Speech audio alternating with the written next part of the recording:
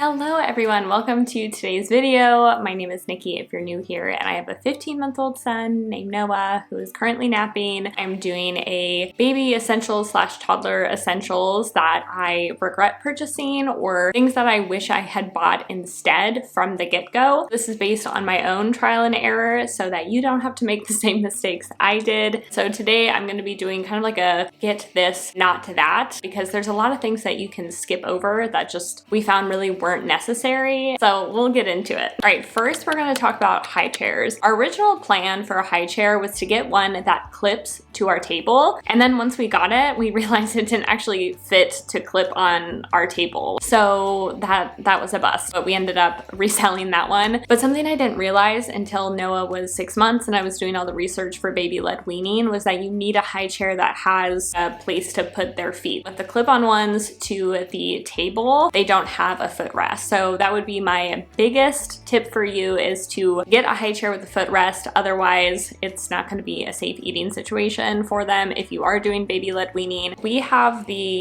I don't know how to say it. I'm gonna put it on the screen. We actually got this from a friend of the family, so for us it was free and we really lucked out. But I do see these all the time on Facebook Marketplace and OfferUp. But the people that we got it from, they said it's great because it really grows with your child, and their older kids were still using it because eventually it could just become a seat. I'll just show you real quick. I don't know the logistics of how this works exactly yet because we haven't tried it, but from what I understand, you can take this off and then like the little seat and buckles and everything, and then it just becomes like a chair and you can pull it up to the table, which is kind of cool. So it's something that's really going to, like I said, grow with your child, and those are my favorite products because you just don't have to purchase as many different things. So I think it's just super worth it. All right, and next up we have baby and toddler dinnerware, I guess, like utensils and plates and whatnot. So I had originally put the Easy Peasy set on my baby registry, and these were great. It's not like we didn't get use out of these. We use these every day for months and months and months. And now this bowl, I have to refill it like 3 times to feed Noah because he eats so much and this bowl is way too small. Also, he wants to use a spoon by himself now when he eats, and this is so tiny. So his like whole hand fits around it, and it's just, it doesn't even pick up that much. Like it's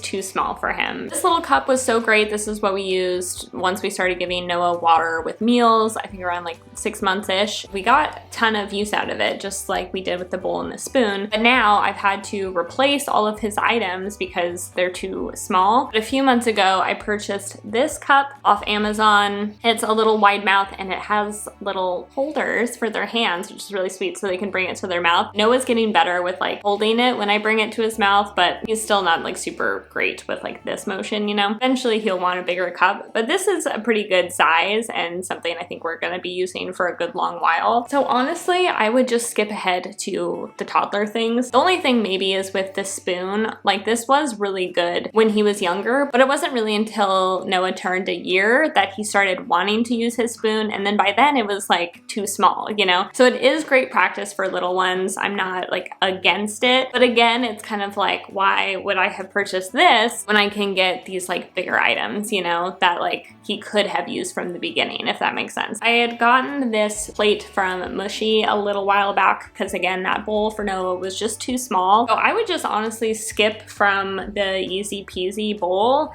and go straight with this. Another option that we actually just got was the Mushy bowls and utensils, and before you laugh, yes, these are the toddler utensils. This is the comparison of the spoons. It's kind of like comically large, and I sort of laughed with Noah feeding himself with it because it's bigger. It's really good for his grip, and then he gets a lot more on his spoon. It's easier for him to pick up stuff. So it's working and he seems to like it, and you know, it's big enough that he'll, you know, probably use this until he's using like adult utensils. They're both in the color vanilla, in case you are curious. I got a fork as well, but I'm just having Noah use the spoon right now. We might try practicing with the fork soon. But the bowl is so much deeper than this bowl, and even when they're small and not eating that much, like you can still just put a little bit in this, you're good to go. So again, I would just skip over that small, like easy peasy cup and bowl, and I would just go straight to a larger plate or going for these like bigger bowls. And then maybe just get like a cheap little baby spoon for them to practice. My next suggestion is the pack and play. So I was definitely between whether we should get a pack and play, if we should just do baby gates, if we should do a play pen, like a larger play pen. I was going back and forth between a lot of different options, and you can have all of these honestly, but we do have a smaller space, and I just didn't think a larger playpen area would be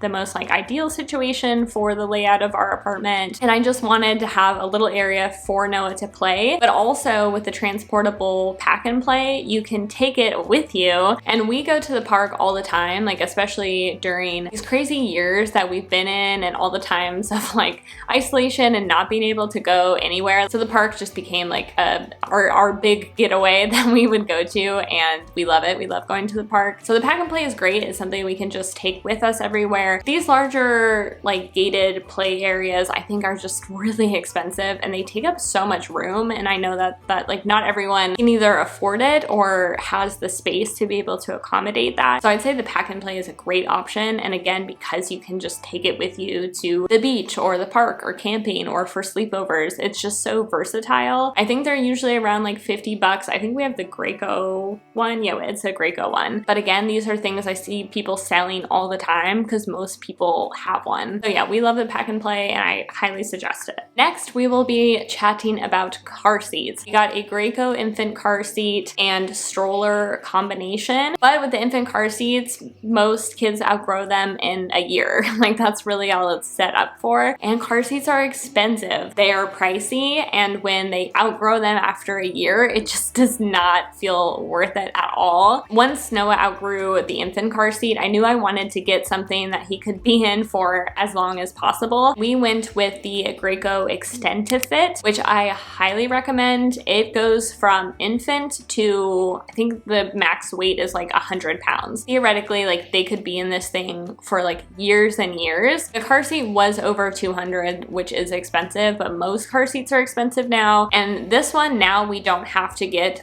yet another car seat once he outgrows this one. A lot of the times, like the infant ones, I think will usually go to like 30 pounds or something, and then get like the in-between ones that go to like 60 pounds, and then you get the next ones that go to like 100 pounds, and it's a whole thing. So it's called the Extend to Fit 3-in-1. So it's really like a 3-in-1, like it's infant at like toddler stage and then like the older stage. But yeah, so now we don't have to worry about buying yet another car seat, which would have just been more expensive anyway. So that is a purchase I am very happy that we made. Next is changing pads, and I'm going to mention the Kikaroo, but obviously you do not have to get this. I know it is a splurge. It is something that I did not want to get, but we ended up splurging on because I knew it'd probably just save us money and time and our laundry in the future. Most changing pads are made for babies, and they are very small, and they outgrow them quickly, and you'll just have to update and get a larger one anyways. The Kikaroo ones are ginormous, and Noah still uses it every day. Every day we change him, we use the Kikaroo, and he still fits on it. I remember when we first put him on as a newborn, like he was so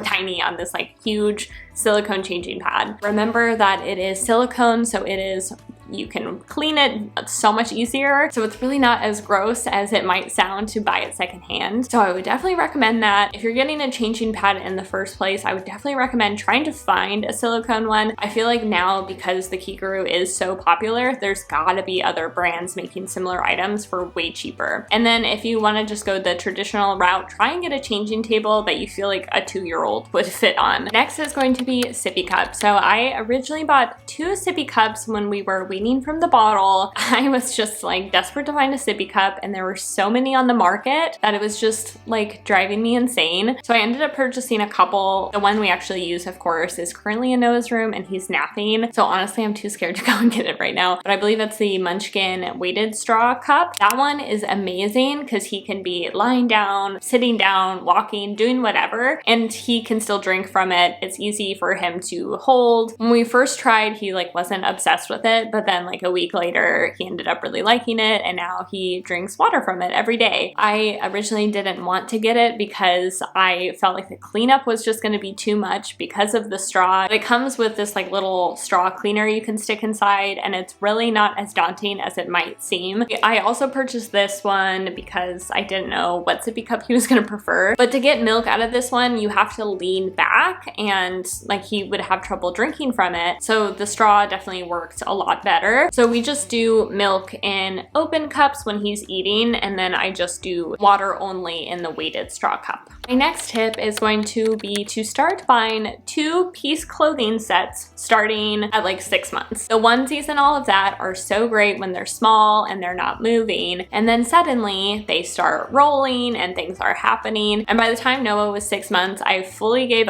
up on buying onesies altogether because he would not stay still. Like he would roll anytime we tried to change him. So ever since then, I have been buying Noah's strictly 2 pieces. Oh, and like tons of buttons too. Like anything where you're gonna have to just be like wrangling your toddler for like 15 minutes is not worth it. Like just get them a shirt and pants, 2 pieces all the way. It's gonna make your life so much easier. So I'm going to be talking about sleep sacks. We use the Halo sleep sacks. We use the Velcro ones when he was a newborn before he could start rolling over. And then we eventually transitioned to the zip up ones, but I didn't even think about this, but they have zip up ones from the top and then zip up ones from the bottom. What you're going to do is skip the ones that zip from the top, trying to just like put the zipper together. It's so hard when it's up here because they're like moving so much. I have spent like a solid 10 minutes like trying to make it work, and oh my gosh, it is just like, no. For the Halo brand, they do have the ones that zip only from the bottom. So just make sure that if you are doing a sleeper and it has a zipper, get the zipper from the bottom. It's going to be so much easier to zip them up. You don't want this clasp action happening. It's too much. And last we have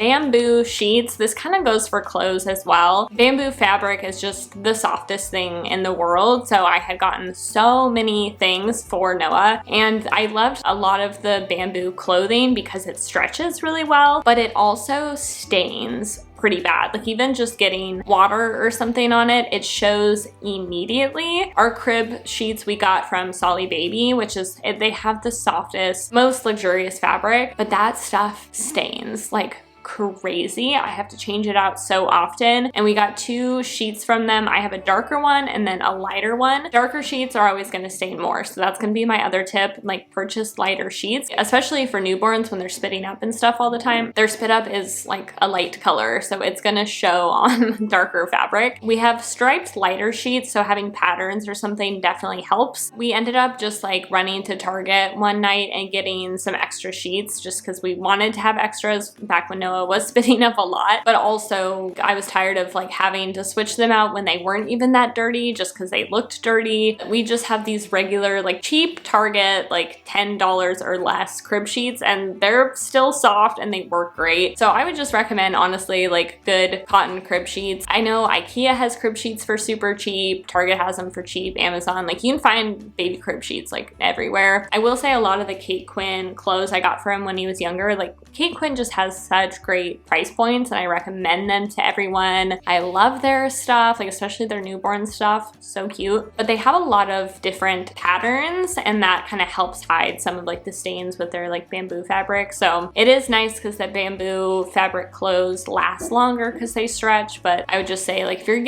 you're gonna get those, I would just suggest getting the patterns because they don't show the stains as much. All right, that's it for today's video. I hope you found all of my trial and error experiences helpful. But as always, thank you so much for watching and I will catch you in the next one. Take care of yourselves. Bye!